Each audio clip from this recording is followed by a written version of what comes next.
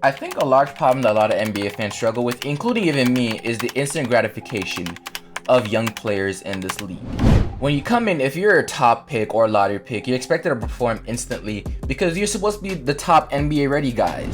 Even though you may have extreme potential, if you don't come in performing the way they want you to immediately, fans are immediately to label you a bust or label you overhyped very, very fast.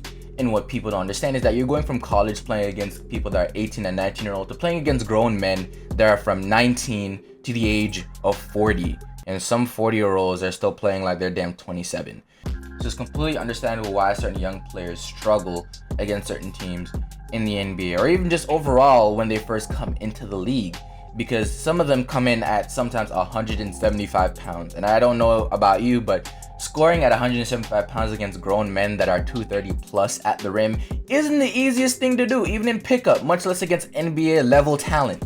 So I urge you guys to be patient with your young players that are on your team, because they can develop into something amazing. It's something that I'm experiencing right now with Herro. I think it's something that a lot of Minnesota fans were able to experience right immediately with somebody like Anthony Edwards in the second half of his rookie year and this year. And it's something that I think Houston fans are about to experience and are experiencing with Jalen Green right now. Giving NBA fans any expectations they have of you is a very dangerous thing to do in the NBA, because if you start to perform under that expectation, they will not let you hear the end of it. They will ridicule you in any single way possible. And if you start exceeding those expectations, then they will only continue to rise, and then you'll have to continue to meet the new bar every single time instead of growing in the natural progression you have as a NBA player.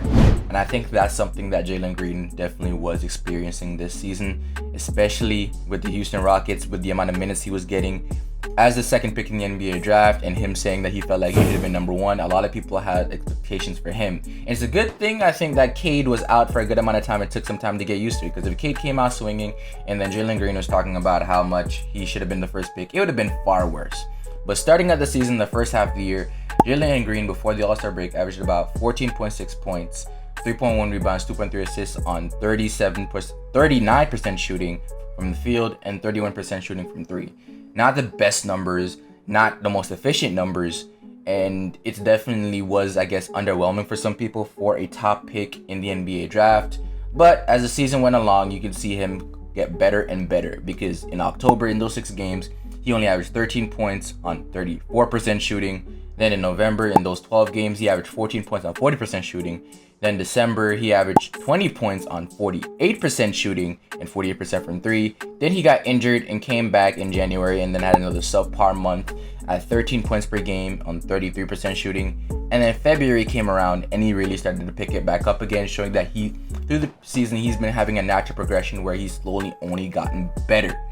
Right now, after the All-Star break, Jalen Green is averaging 20 points per game, 3.4 rebounds, 3.7 assists, 1.2 steals on 49% shooting and 35% from three.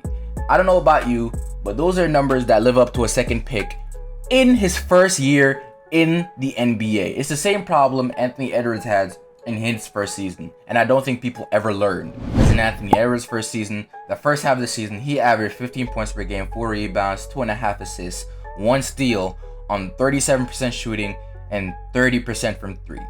In the second half of the year, he was averaging 24 points per game, 5 rebounds, 3.4 assists, 1.5 steals on 45% shooting and 35% from three. A completely different player, because given the ability to grow.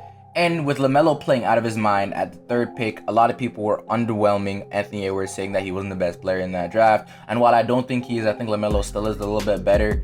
It's still not a far gap. And it's amazing to see that you didn't even give him a half a season before they started labeling him a bust or throwing that word around. Now in his second season in the NBA, he's averaging 21 points per game, 4.7 rebounds, 2.7 assists, and 1.5 steals on 43% shooting and 35% from three. Basically showing that his numbers in the second half of the year last year was no fluke, and he's actually like this. And he's helping a team getting out the grudges and wretches of mediocrity and actually being competitive in the NBA in only his second year. That should tell you that you shouldn't be judging these players this fast. Give them time to grow. And I think the player that, I guess, fits this to the T so far right now is Tyler Herro. And listen to me when I say that. While Tyler Herro wasn't a top pick in the NBA draft, he was still a lottery pick and he had some expectations from him. After playing extremely well in the summer league, he came in the NBA season with a lot of people expecting to see him play well. And he did. He came out his rookie year, even with the limited minutes he had off the bench, he performed.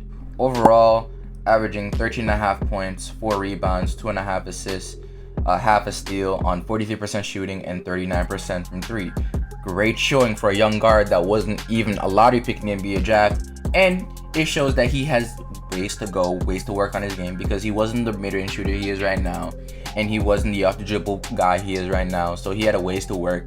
And overall, when the playoffs came around, he pushed those expectations to a whole nother level, as he averaged 16 points per game, 5 rebounds, 4 assists on 43% shooting and 38% from 3, while having a 38-point bomb against Boston in the Eastern Conference Finals, and having multiple 17-point games and a 20-point game versus the Lakers in the NBA Finals. A lot of people expected him to come out his second year blazing, and then ignored the fact that he had no offseason to actually work on his game, put muscle on his body at all, and that they were coming in extremely tired since they only had a 2-month break after playing 3 months straight in the NBA bubble. And then what do you know, he underperformed a little bit, and the conversation surrounding him completely turned sour very, very fast. Even though in his second year, while it wasn't the craziest, he still didn't play underwhelmingly. He averaged 15 points per game, 5 rebounds, 3.4 assists on 44% shooting and 36% from 3. Basically the numbers he averaged in the bubble. But people expected him to come in at 20 point per game score, which he didn't. And then they labeled him overrated or not that good of a player, or, the bubble boy narrative that went around the Miami Heat for a while. And he came in with a lot to prove in his third year. And then what do you know? You give him time to develop, you give him time to be a better player. And now he's a 6th Man of the Year candidate, actually the far leader for 6th Man of the Year. He's not a candidate anymore. His name should be etched into the award already. While averaging 21 points, 4.8 rebounds, 3.8 assists, almost a steal a game on 44% shooting and 40% from 3 and 88% from the line. I don't know what you guys don't understand about giving these guys some time to grow. It took D'Angelo Russell, another guy like that, some time to grow, a couple of years in the NBA. These guys need time to grow, need time to become better players, need time to work on their body to fit the league. And having these expectations on these guys immediately, and then when they don't perform up to the level that you think you want them to label them bust or overrated is a wild thing to do. But I hope the last couple times is a lesson for a lot of people to not judge these guys too early and to give them time to grow. But it probably isn't. They're probably going to do the same thing to Jaden Ivey when he gets in the league, because he's projected to be the 2nd pick in next year's draft. Another athletic guy that's already been compared to DeJounte Murray and Jalen Green. And if he comes in and he doesn't immediately perform and he takes some time to actually work his way into the NBA, you're going to hear those bust narratives immediately. And I don't think that's fair to any of these guys. But I know that a lot of them will come back and prove you guys wrong. So that being said, let me know what you think about the video in the comment section below. Do you think there's any other guys in the NBA that shouldn't be judged too early, that may be underperforming right now as they just entered the league? That being, I don't do videos like this a lot. My videos are normally singly player focused or single team focused, not really multiple at the same time. I've only done a couple of these, so let me know if you guys like these in the comment section below. All my socials and my podcast is in my description, so check that out if you guys want to. But with that being said, please like and subscribe if you enjoyed the video. With that being said, it's FLB. That's my time, and I'm out.